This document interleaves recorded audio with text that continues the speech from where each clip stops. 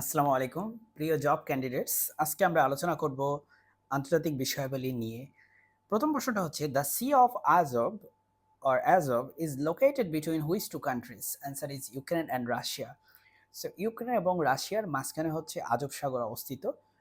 পরবর্তী কোয়েশ্চেন হচ্ছে which of the following organisation is a member of food and agriculture organisation বা FAO. FAO so EU মানে European Union, এই অর্গানাইজেশনটা হচ্ছে ফাও এর সদস্য। এফএও মানে হচ্ছে ফুড অ্যান্ড এগ্রিকালচার অর্গানাইজেশনের সদস্য। পরবর্তী প্রশ্ন,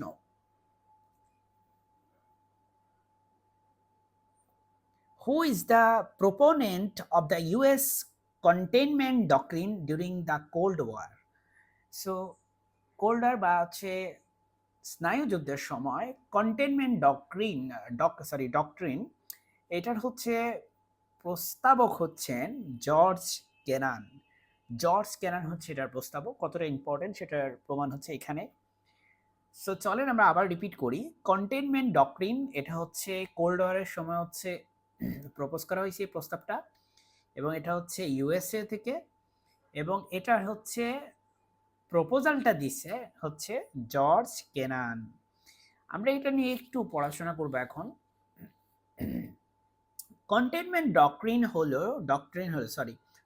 হলো একটি কৌশলগত পররাষ্ট্রনীতি যা মার্কিন যুক্তরাষ্ট্র 1940-এর দশকের শেষের দিকে শুরু করে।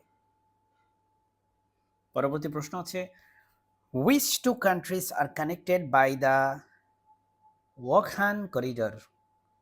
ওয়াকহান করিডর দ্বারা হচ্ছে কোন দুইটা দেশ হচ্ছে কানেক্টেড? এবং এটার উত্তর হচ্ছে আফগানিস্তান অ্যান্ড চায়না। আফগানিস্তান এবং চায়না এই দুটি দেশ হচ্ছে ওয়াকহান করিডোর দ্বারা হচ্ছে কি কানেক্টেড। আপনারা যদি একটু খেয়াল করেন যে এখানে করিডোরগুলো কিন্তু আসলে চাকরি পরীক্ষার জন্য অনেক ইম্পর্টেন্ট। সো করিডোর, যে কোনো করিডোর হোক বা এরকম ভৌগোলিক বিষয়গুলো, এগুলা অনেক ইম্পর্টেন্ট চাকরির জন্য। এটি আফগানিস্তানের উত্তর পূর্বাঞ্চলে, দেখেন এটি আফগানিস্তানের উত্তর পূর্বাঞ্চলে ওয়াকহান করিডোর বা প্যান হ্যান্ডেল নামে পরিচিত। ঠিক আছে, সো এই ব্যাপারটা অবশ্যই মনে রাখতে হবে। আর এরপরে হচ্ছে আমাদের এডিবি বা এশিয়ান ডেভেলপমেন্ট ব্যাংকের সদর দপ্তর কোথায় আপনারা জানেন? এটার উত্তর হচ্ছে ম্যানিলা। ফিলিপাইনের একটি শহর ম্যানিলা, সেখানে অবস্থিত। তারপর হচ্ছে কত সালে ওয়ারশ প্যাক্ট বিলুপ্ত হয়? 1991 সালে। এবং 1991 সালে আমরা জানি যে সোভিয়েত ইউনিয়ন হচ্ছে বিলুপ্ত হয়। এর পরবর্তীতে আমরা যা দেখতে পাচ্ছি, ও আচ্ছা, এখানে আসলে আরেকটু ইনফরমেশন দেওয়া আছে। সাবেক সোভিয়েত ইউনিয়নের নেতৃত্বে পূর্ব ইউরোপের 8টি দেশের মধ্যে স্বাক্ষরিত একটি প্রতিরক্ষা চুক্তি হচ্ছে ওয়ারশো। মানে যারা হচ্ছে মূলত সমাজতান্ত্রিক ধারণায় বিশ্বাস করত। এটি স্বাক্ষর হয়েছে 1955 সালে। এটা একটু মার্ক করে রাখা উচিত। 1955 সালে স্বাক্ষরের স্থান হচ্ছে ওয়ারশ বা হচ্ছে পোল্যান্ড, এবং এর সদস্য সংখ্যা ছিল 8টি, এবং এটি বিলুপ্ত হয়ে যায় 1 জুলাই 1991 সালে।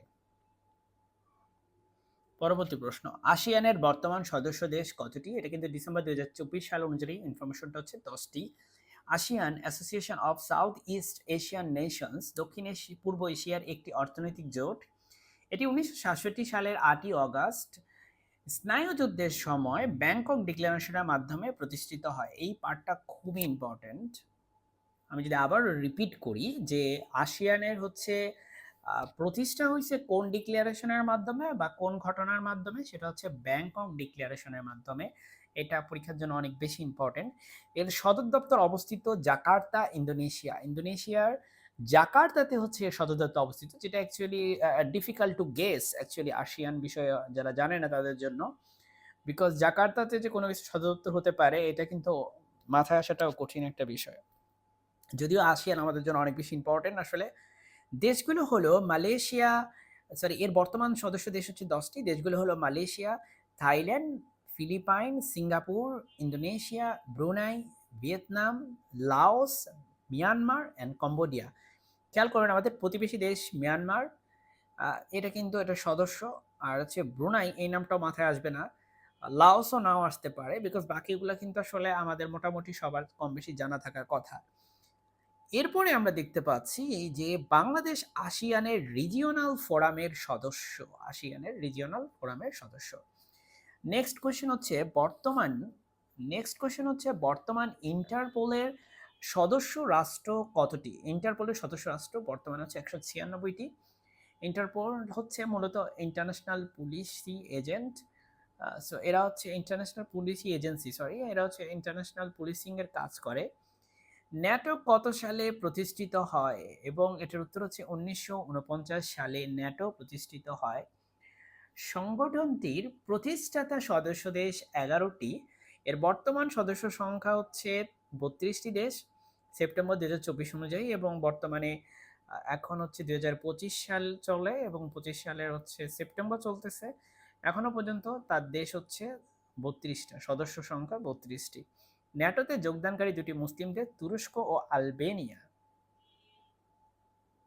তুরস্ক 1952 সালে এবং আলবেনিয়া 2009 সালে ন্যাটোর সদস্যপদ লাভ করে। ন্যাটোর সর্বশেষ সদস্য হচ্ছে সুইডেন। 2024 সালে সুইডেন ন্যাটোর সদস্যপদ লাভ করে।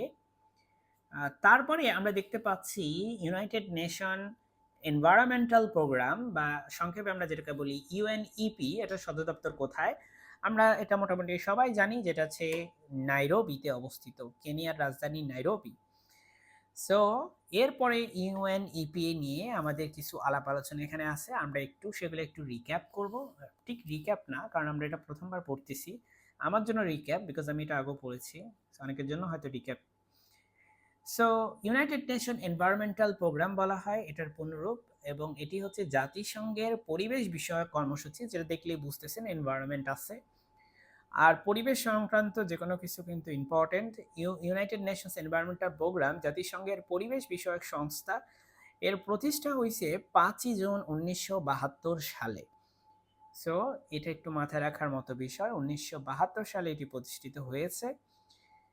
চ্যাম্পিয়ন অব দ্য আর্থ পুরস্কার পরিবেশ সম্পর্কিত কাজের জন্য ব্যক্তি এবং সংস্থাকে দেয়া হয়।